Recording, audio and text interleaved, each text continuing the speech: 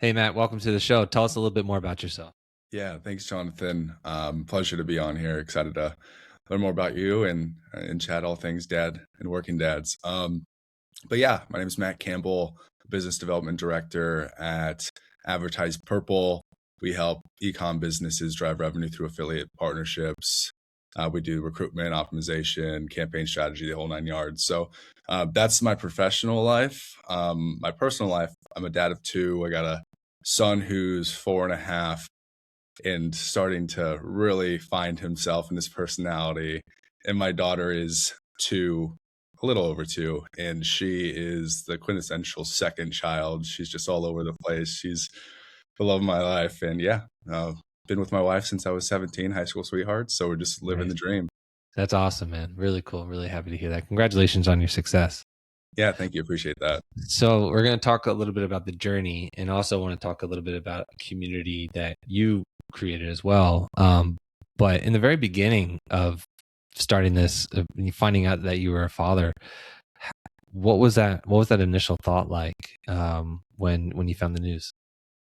Uh, Obviously super excited and super stressed as well because obviously there's a lot of planning and stuff to do ahead of time.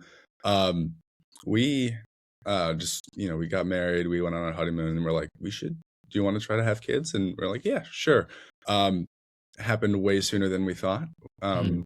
Super blessed for that. No problems with pregnancies either. So just yeah, but obviously super scary, super excited, super nervous and anxious, everything in between. Yeah. So I guess like the whole point of the podcast is about being a provider as a man. Did you feel like in the very beginning there was a burden or pressure about like financial aspects of like, holy crap, what the heck am I going to do? Like, how do I provide this life for my family? How do I provide this life for my wife?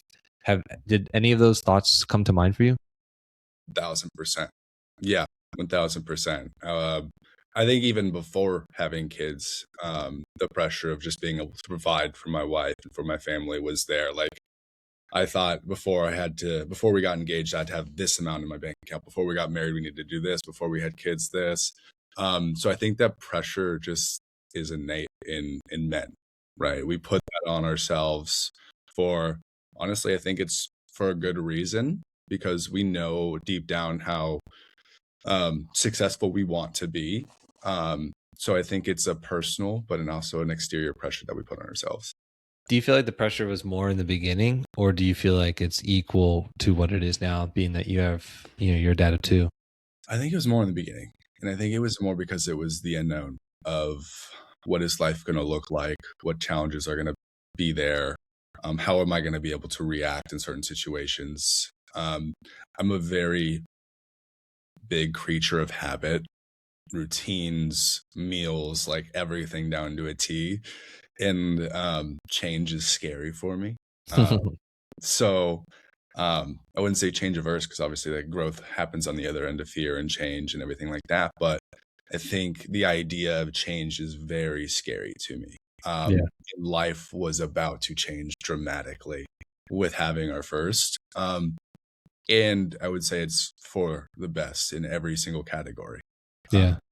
I've learned so much about my wife, myself, and then obviously seeing a little human grow is the most amazing thing in the world.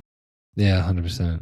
What, you said something about the change. Like, was there a particular time period that you started to get back into the rhythm? Because like transparently, and I'm sure you would agree, the first couple of months are just like complete chaos because you're trying to figure out like yourself, you're trying to figure out how to survive, how to live, sleepless nights, etc. Do you remember for the first child at least, was there a particular time period or month period that you felt that you started to get yourself back a little bit more? I think, sorry, my Wi-Fi keeps cutting in and out, but yeah, I think the first 3 months were very chaotic of having my first one, my son. Um, they say you're supposed to sleep when the kids are sleeping, but we were taking shifts of like, hey, you know, once my son was sleeping, someone would watch him and then conversely, the other person would sleep. So there was very like anxious, high Mm, anxiety for the first couple of months. And then, once we started to feel like we got the hang of things, like life kind of shifted. I think the first 3 months of that, of my first, my son being born was pretty in limbo, but we found a rhythm like 3 to 5 months and then find normalcy in like 6 to 12 months. And then like after a year, we started to like really find ourselves as husband and wife again. I feel like that's the hardest part about having kids, is making sure that you do spend time with your partner. 100%. Yeah, couldn't agree more with you. You mentioned that you learned a couple of things about yourself, but also your wife. I agree with the relationship with your wife. Like, what are some of the things that you would recommend to other men out there in order to build that relationship with your partner? I think you can't forget where it all started, right? Like the flowers aren't going to grow if you're not watering the roots, right? Or watering or planting the seeds. So making sure that, on the downtimes, making sure you're connecting with, your wife, making sure that you are having those little dates, whether it's just a coffee sit down, or just a walk, making sure you have the time to connect, about the day, about how they're feeling, about anything. But I feel like that has been, is something we put on the back burner for the first couple months. Um, and then once we started to prioritize ourselves as well, we started to see our relationship start to get better and deeper and stronger. Yeah. And what are some things that maybe you guys do? Like, is there something that, like, you guys have that are inherently your own? And I could share a little bit more about mine, but I'm just kind of curious to hear your perspective. Yeah, I think it's changed now that we have two, because we have less time together. Um, but when it was with my son in the beginning, it was just like, let's go for a drive, right? Mm, Like, let's get out, let's put some music on. The baby's gonna fall asleep, and let's just talk. Um, and I'm a listener, which is funny because I'm doing a lot of the talking right now. But I um I'm a listener, and I think for men it's hard to not try to solve problems, and that's been a big thing that I'm trying to correct. Is like, hey, I don't need to solve everything. I just need to be a listener, yeah. um, and show compassion and you know understand before I'm understood. Right? I think, but yeah, we'd go on drives, we'd go on coffee dates, we'd have when we were living with family, not with family, but in the state with our family, we'd have, my mom and dad or her dad watch my son, so we can go on an afternoon date, so on and so forth. Nice. That's awesome, man. And then obviously you have the second one. Yeah. How different is it from one to two? The first, the first with one, the first 3 months are hard. With two, it's like trying to get both schedules down. It took like 6 to 12 months Mm, for us to really find a rhythm, and just a normal schedule. And now 2 years into it, I feel like we're finally hitting a stride, right? Um, I feel like I have the time in my day to carve out to go to the gym on a regular basis again. I feel like we are we are giving each other the ability to just find that hour in the day to just do whatever you need to do to feel like relaxed or feel like nice. you just get away. Um, so yeah. That's awesome, man. Um, when it seems like you seem like the way you're communicating and structuring your sentence, you seem a very organized guy. Is there like some things that work really well for you from a personal standpoint, but also a business standpoint? Because this podcast isn't just about the personal aspects, although it drives a lot of that.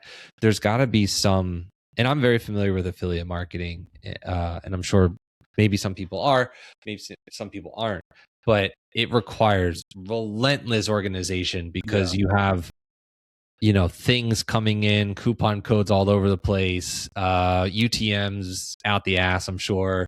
Yeah. Like, what are how do you stay organized as a father? And then if the answer relates to the professional aspect, answer the same question from a professional standpoint.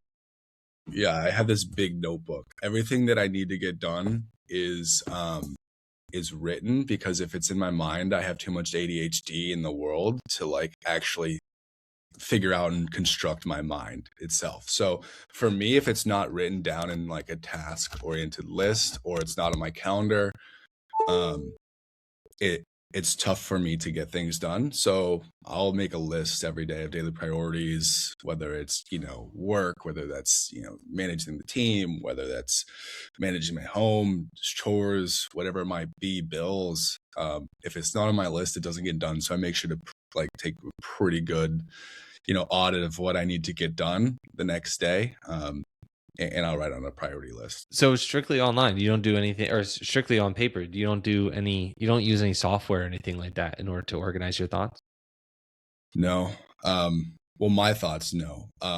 Because for me, I don't know, I feel like I'm big in journaling and putting stuff down onto paper to like actually feel like how I can compartmentalize my thoughts.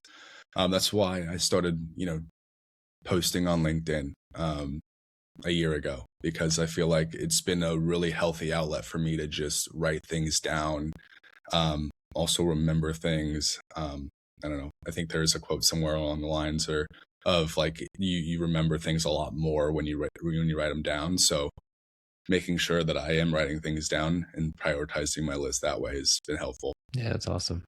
Yeah, I mean that's cool. It's really cool to not too many transparently not too many people I've talked to actually write things down, but I actually agree with you on writing things down.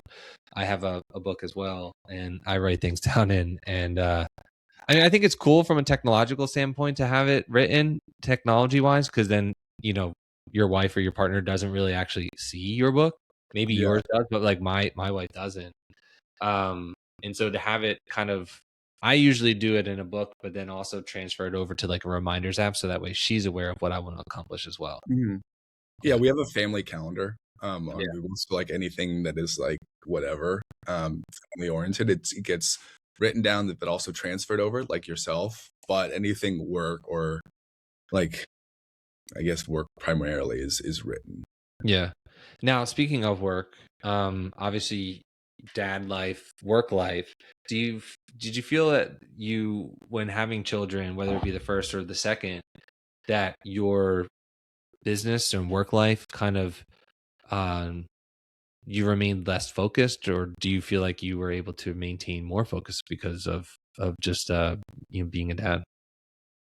I think I think initially when I had my daughter and it was 2, it was really hard for me to prioritize work and family, and like work would bleed into family a lot, especially working from home. And we my wife is working too, so her office was in a different room, my office was right off the kitchen.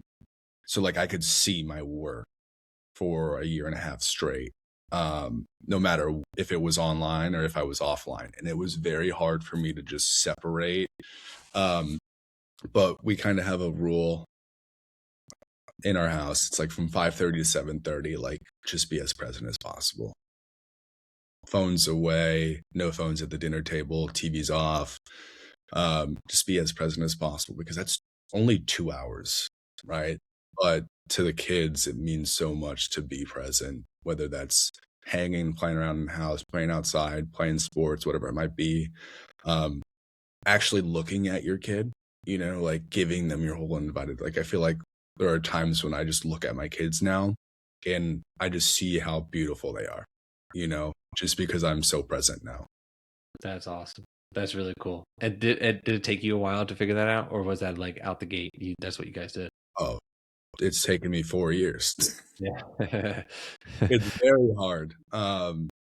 Especially working in, I mean, agency life. I think that's what you are also in, and it's very high volume. It's very high activity. It's all hands on deck the majority of the time. So it's very hard. But luckily I have leadership who have kids of their own, and they are understanding of like, hey, when work is on, be on. When it's family time, don't look at anything. If you were to make a recommendation to somebody that's listening about that exact philosophy, like phones off, I mean, the urge of just reaching into your pocket is pretty strong because you know, you could just like, you get a ping. At least for me, I'm always on. Hmm. I've always, I feel like overall, I live in the same principles as you do, believe it or not, which 5:30 to 7:30 is like, don't talk to me, bro. Like, I'm good. Um, but the urge of reaching in your pocket and grabbing is pretty difficult. Do you do anything in order to resist that urge? Do you kind of just like put it into a particular compartment or something like that just to ensure that you're fully present? Yeah, I take my Apple Watch off. I Do put you? my phone down. Like I give myself no reason to look at my phone. I That's all. pause my Slack notifications.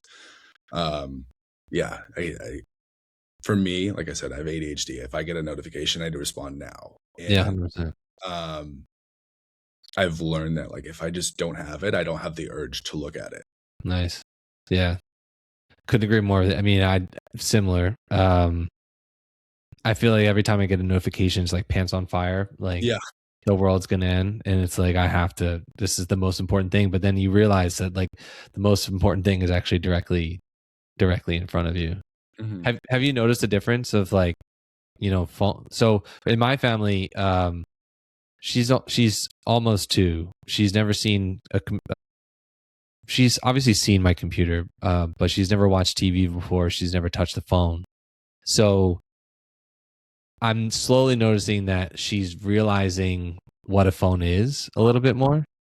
Do you feel like your children are cognizantly aware of like when you're on a phone versus when you're fully present? Yeah. Yeah. I think the turning point from all of this was a year and a half ago. We went through we went through a restructuring in my company, and it was just like me and a couple BDRs doing outbound. So I felt like the pressure to not only book as many meetings and, you know, upskill the rest of the BDRs as best as possible, but just the pressure of being on all the time. In that 5:30 to 7:30 window really didn't exist at the time. Um, and then my son was like, "Dad, can you put your phone away?" Mm, And that that was the biggest wake up call for me. He was like 2.5, turning 3, and that like stung, you know. Uh, Felt disappointed in myself, and then like you get that look from your wife, like, "Come on, you can do better." yeah, So I get yeah, it often, by the way. yeah, yeah. Um, so yeah, that was the turning point as to why, like, okay, I need to put my phone and like all technology away during this Yep. window. Yeah. Tell me if you don't mind. Tell me a little bit about your relationship. I mean, 17. You met at 17. You don't have to tell me how old you are, but I mean that sounds like an amazing relationship. I mean, how have you been able to? I mean, I know you said that you mentioned dates and stuff like that, but how have you been able to keep that magic alive for so many years? Yeah, I think we just grown together. Um, like, yeah, we met in high school our senior year. That's when we started dating. We both went to college. We both went to the same college, so we were in classes together. Um, and we just kind of grew up together. Like, I got to see how much she's grown, how much of an amazing mom, wife she is, and I think she's always motivated me to be my best self. And likewise, I've always tried to motivate her to be the best that she could be. And I think that's how we've been able to have such an amazing relationship in life is because like we're not trying to be who we were yesterday or a year ago. Like how do we keep pushing our boundaries, pushing our limits to be better for each other? And I think communication has been really good for us because sometimes like early on in our marriage we would communicate like we were the 17-year-olds and 18-year-olds that we were, and then it's like we're not that anymore. We need to keep pushing ourselves. So I think the fact that we both want to be the better person and want to be better every day has been super helpful. Do you think that was something that is innately born within you, or do you think that was taught by family, parents, etc., like your upbringing? Probably both. Um, I played baseball pretty competitively, so I played Division 1 baseball. So I feel like I was always trying to get 1% better every day, as everybody always likes to coin that phrase. But I love competition. I love trying to be better than I was a month ago. I love trying to be the best on the leaderboards in anything. So I think that is just innate, but also like my dad was super strong about like, hey, you don't have to be okay with being mediocre. Like that's never what you should be okay with. Strive to be better than you were. Strive to be, the best person you're able to be. Um, which has helped me not only in my baseball career but professional career. And obviously, like my brother's in professional baseball too. Like he definitely feels that as well. Yeah. I find it interesting because I feel like, and I don't know if you agree, especially because you created a platform for other people to, very similar to this podcast, but I feel like it's a millennial thing, or maybe it's a generational thing where men are a little bit more in tune with family life versus that of uh not family life. I don't know. Like my dad was great. I loved my dad, but I find myself being more present than I believe he was. Now I could be wrong because I don't remember when I was like 2, but Yeah. I feel based on how my brain is, I feel that I will always be more in tune to my family than what he was. And again, it's not a knock on my dad. He was awesome, but No, I do feel like there's a renaissance that's happening when it comes to young men that are also fathers. Would you agree with that? 100%. Yeah. And I wouldn't say my dad, same thing to you. Like my dad was there all the time emotionally, maybe not, but he was always there. He was my coach growing up for me and my brother for all sports. I mean, I played football, baseball, and basketball. Um, always there, always wanting to play outside and like coach, but I think emotionally unavailable. And I think that's the shift with the dads that are in this generation is like, yes, we want to be there for sports. We want to be there in general, but emotionally we're more available. Yeah. Yeah, that's awesome. I don't know if you co-started it, but I would say that you're deeply involved in the Dadgood community. Mhm. Um, Tell me a little bit more about, what that means. Yeah, I think similar to this podcast and what you're building is like we wanted to obviously win at work, but win at home too. Like we want to make sure that dads have a space to be vulnerable, to be heard, to feel like they can show up, and whether that's to celebrate wins or to share in losses and to like, pat each other on the back. But, it's been something that has been fun creating. It's been fun, meeting new people and having a bunch of different relationships on LinkedIn and things like that. But it's just been a way for everybody to just be a man, be a husband, be a father, and to just show up authentically.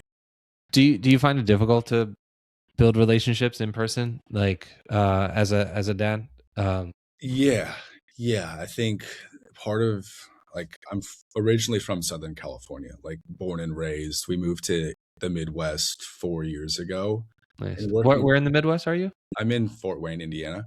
Nice. Yeah. My wife's from out here. We made the move. We wanted to be close to family, Yeah. but away from California. So we wanted to just be close to some sort of family, and all of her extended family's out here, and it's been a blessing to have them. But as far as like colleagues or friends, the first couple years were difficult, right? Like working remote, you don't go outside other than like the gym or like groceries or like need to have necessities. So the first couple years were tough. Met a couple friends through church communities, met a couple friends through, my son's sports. And like building that community has been great, but it was difficult at first.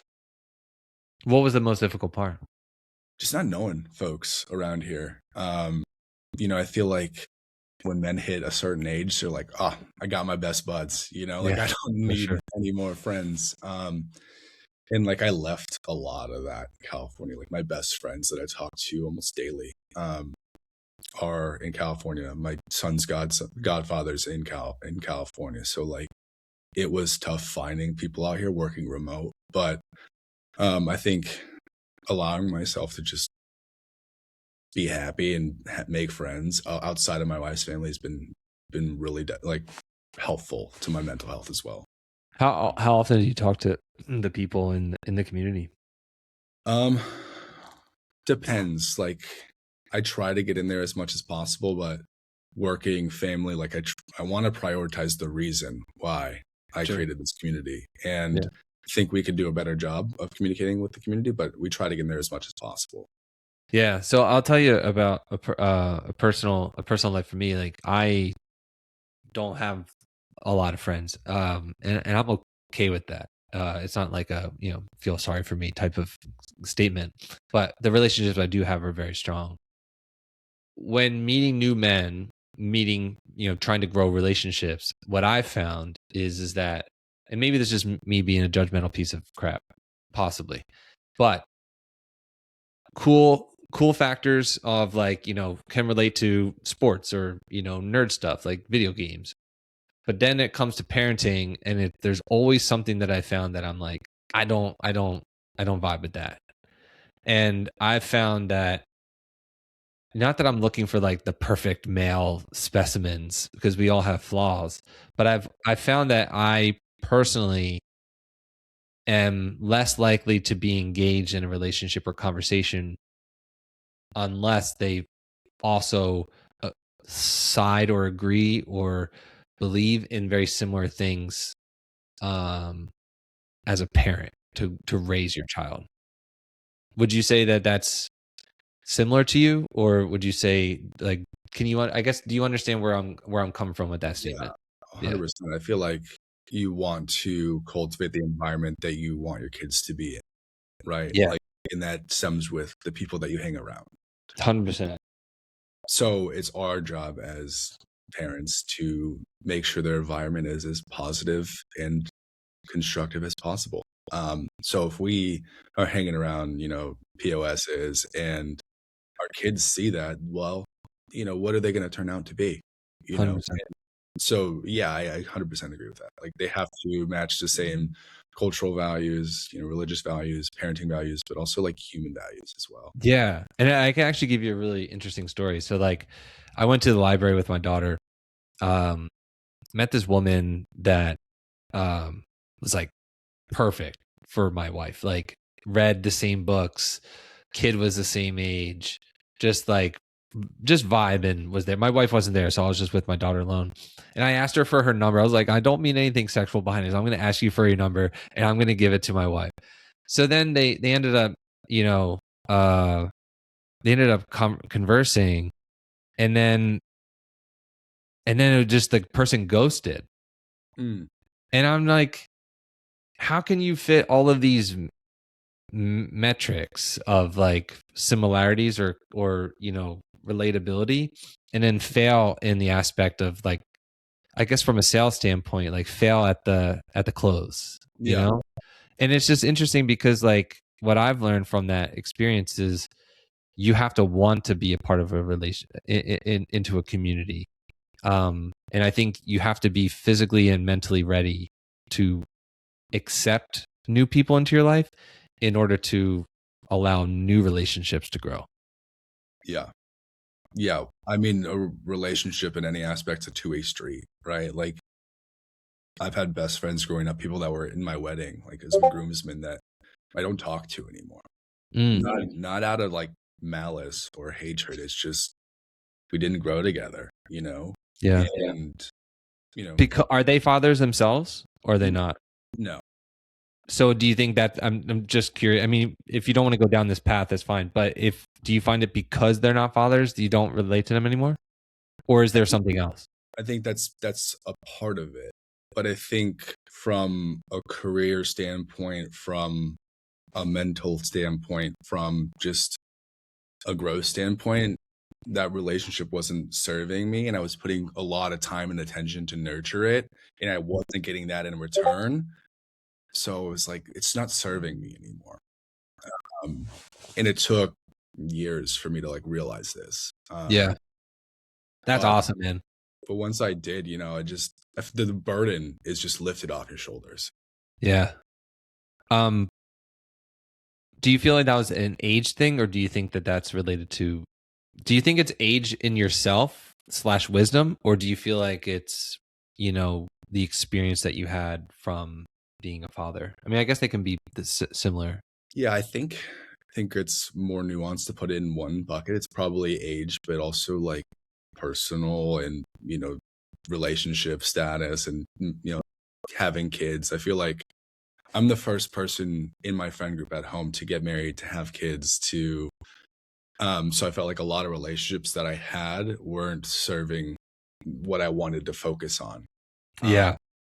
it was very much like, let's go to the bars, let's do this. I'm like, that's not at all Yeah. what I want to do anymore. Like, 100%. like I don't want to do any of that, you know? Um, and as soon as I stopped doing that, like the invites stopped coming, right? Like they started to understand, but like, I'm like, that's not serving me. And what I want to serve is my family and my I kids. think in your 20s, it's like, I need to be a part of something. But then in your 30s, it's like, I'm good. Yeah, well, I mean, I turned 30 this year, so Nice, man. like You're very an old, you're a young, you're an old 30, I guess, to a yeah. degree. You know, like you're already there mentally, I'd say. Yeah, I think just I grew I grew up fast, and I think that has been so helpful. I think having a relationship and having like both my family and then her family, like just seeing and idolizing their relationship and what it could be, like it's helped me grow to what I want to be and what I want to have in life. Yeah, that's awesome, man. You are a very rich man. I truly am. Yeah, I'm truly blessed. That's awesome, man. Well, congratulations, man. Matt, it's an absolute honor to be able to talk to you, and I hope that this is the first conversation of many. Yeah, absolutely. I hope so as well. Cool, awesome, man. Thanks for joining. Thanks.